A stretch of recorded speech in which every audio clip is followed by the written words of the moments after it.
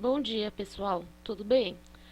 Nas últimas aulas, a gente estava estudando diversos tipos de proteínas. A gente chegou a ver até enzima, que é um tipo de proteína, e ficou faltando a gente falar de anticorpo, que é outro tipo de proteína. Então, só para relembrar o que a gente já tinha falado nas aulas anteriores, todo anticorpo é uma proteína, mas nem toda proteína é um anticorpo. A gente vai ter proteína enzima, a gente vai ter proteína estrutural, por exemplo, nossa musculatura. Então, o anticorpo é apenas mais um tipo das diversas proteínas que a gente já viu. Mas antes da gente falar de anticorpo em si, eu quero passar um conceito para vocês que vai facilitar o entendimento da função do anticorpo no nosso organismo, que é o conceito de antígeno.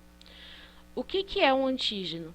O antígeno, basicamente, é qualquer coisa, qualquer substância que o nosso organismo vai identificar como uma coisa estranha, uma coisa que não pertença ao nosso corpo. E essa substância, quando ela entra em contato com o nosso organismo, ela vai ser identificada e vai desencadear uma resposta imunológica. Ou seja, nossas células do sistema de defesa do organismo, eles vão tentar combater, vão tentar destruir essa estrutura que foi reconhecida como estranha. E uma das formas de tentar combater esse organismo ou essa estrutura, é a produção de anticorpo. A função do anticorpo é destruir essa substância que foi identificada como estranha. Os antígenos, eles geralmente podem ter estrutura proteica, que é formado de proteína, né?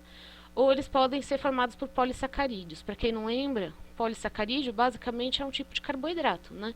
Então ele pode ser um carboidrato ou uma proteína. E aonde eu vou encontrar esse tipo de antígenos? Vírus, bactérias, fungos, protozoários, todos esses organismos, eles são identificados no nosso corpo como antígeno.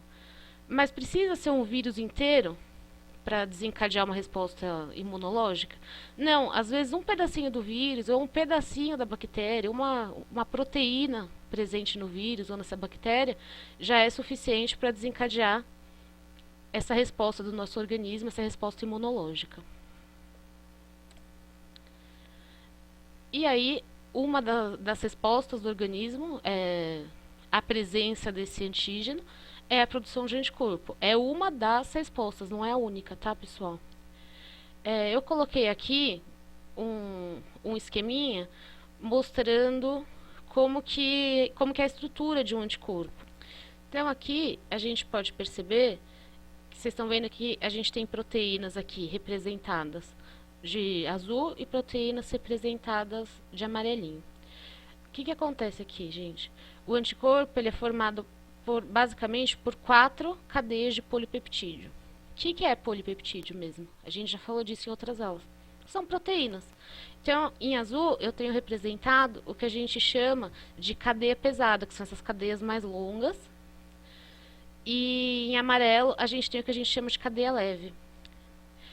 E o que tem de diferente aqui? A cadeia leve é mais curtinha, basicamente é isso. E a gente observa aqui que na pontinha aqui do anticorpo a gente tem essa estrutura que é como se fosse um encaixe. Então o que acontece? A parte de baixo aqui, a gente fala que é uma porção constante. O que significa isso? Vai ser sempre a mesma estrutura, essa estrutura não muda.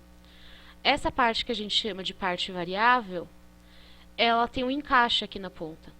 Esse encaixe é o local onde o antígeno vai se ligar.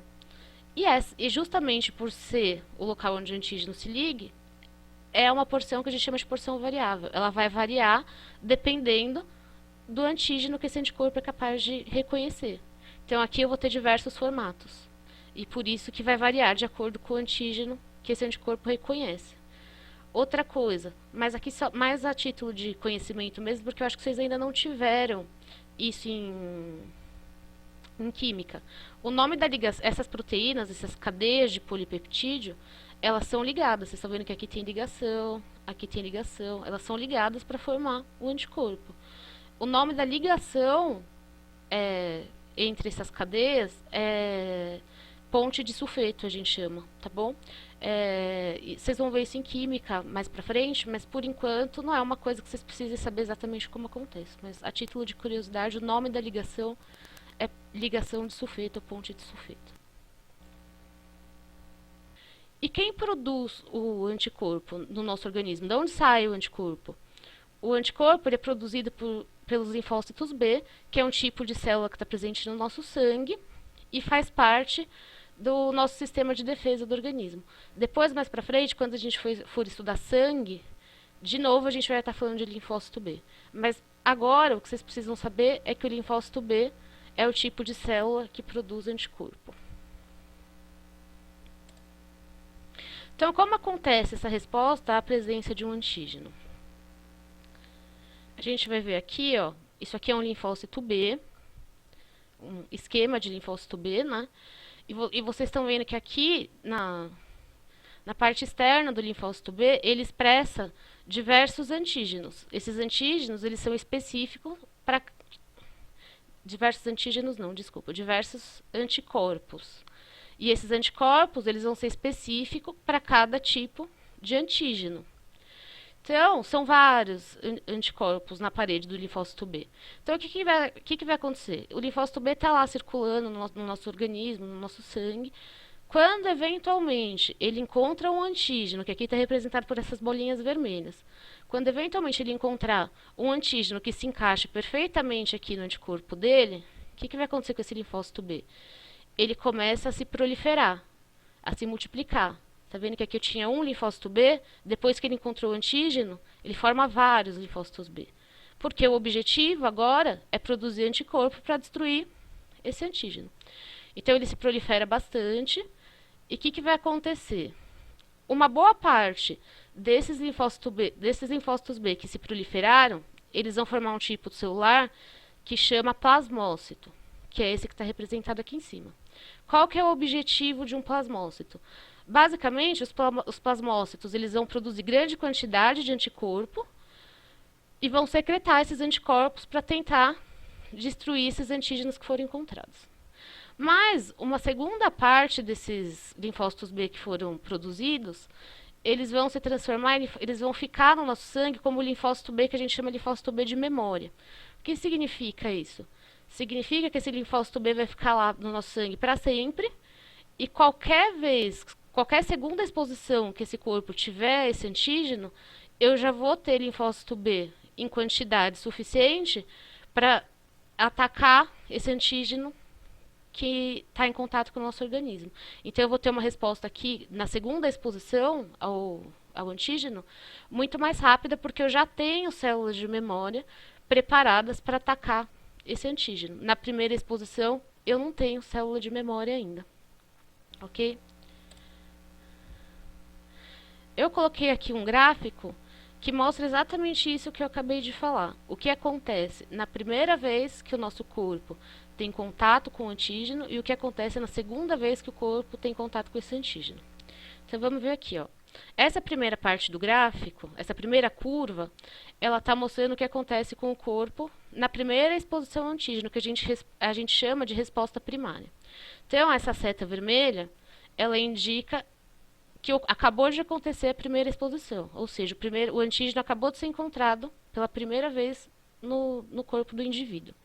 Então, o que vai acontecer? Eu vou ter uma resposta imunológica. Aqui, no eixo Y desse gráfico, o que a gente está analisando é a concentração de anticorpo, ou seja, a quantidade de anticorpo que foi produzida.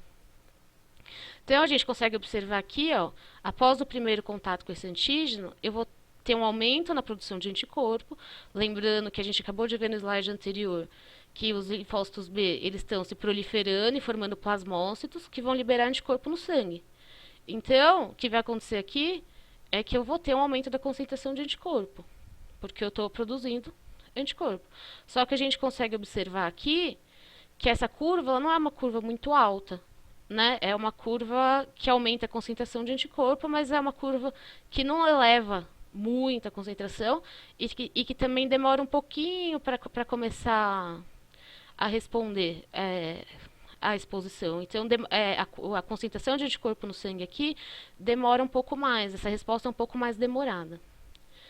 O que vai acontecer a segunda vez que esse indivíduo for exposto ao mesmo antígeno, que é aqui essa segunda seta aqui?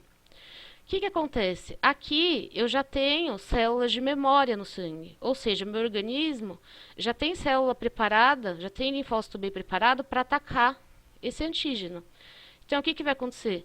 A resposta aqui, ó, a curva de concentração de anticorpo, ela começa, ela se eleva muito mais rápida, a resposta é muito mais rápida, porque eu já tenho células de memórias preparadas para atacar esse antígeno, e além do mais, a resposta é muito mais intensa. Ó, a quantidade de anticorpo que é produzida quando esse indivíduo é exposto uma segunda vez ao mesmo antígeno. A resposta é mais intensa, a quantidade de anticorpo produzida é mais intensa. A gente chama isso de resposta secundária, ou seja, já é a segunda, ou terceira, ou quarta vez, mas pelo menos segunda vez que esse indivíduo teve contato com esse antígeno. Pessoal, isso aqui é bem importante quando a gente pensa em vacina, ou quando a gente pensa que geralmente algumas doenças a gente só consegue pegar uma vez, por exemplo, catapora. Quem teve catapora uma vez não vai ter catapora de novo. Pelo menos é o normal isso de acontecer. Por quê? Porque a primeira vez que a pessoa teve contato com esse antígeno, que é o vírus que causa catapora, o corpo dele ainda não estava preparado para combater a infecção. Então ele teve essa resposta mais lenta e menos intensa. Por isso esse indivíduo acabou ficando doente e teve os sintomas da doença, né? Mas quando a pessoa tem pela segunda vez o contato com esse mesmo antígeno, no caso aqui a gente está falando de catapora, mas poderia ser, por exemplo, o coronavírus, que a gente está falando que é o assunto do momento agora, né? A segunda vez que a pessoa tem o contato com esse mesmo antígeno, ela vai estar com o organismo já preparado para atacar esse antígeno. E por isso o organismo consegue responder muito mais rapidamente e de maneira muito mais intensa. E por isso a pessoa acaba não desenvolvendo a doença pela segunda vez. Basicamente, é o princípio da vacina esse. Na vacina, o que eles fazem? Eles expõem esse indivíduo aqui uma primeira vez ao antígeno, só que, claro, na vacina, eles dão um jeito, geralmente eles aquecem o vírus ou a bactéria, eles dão um jeito de inativar esse antígeno. Então, eles vão injetar o antígeno no corpo da pessoa, mas esse antígeno não vai desencadear uma doença, porque ele está inativo.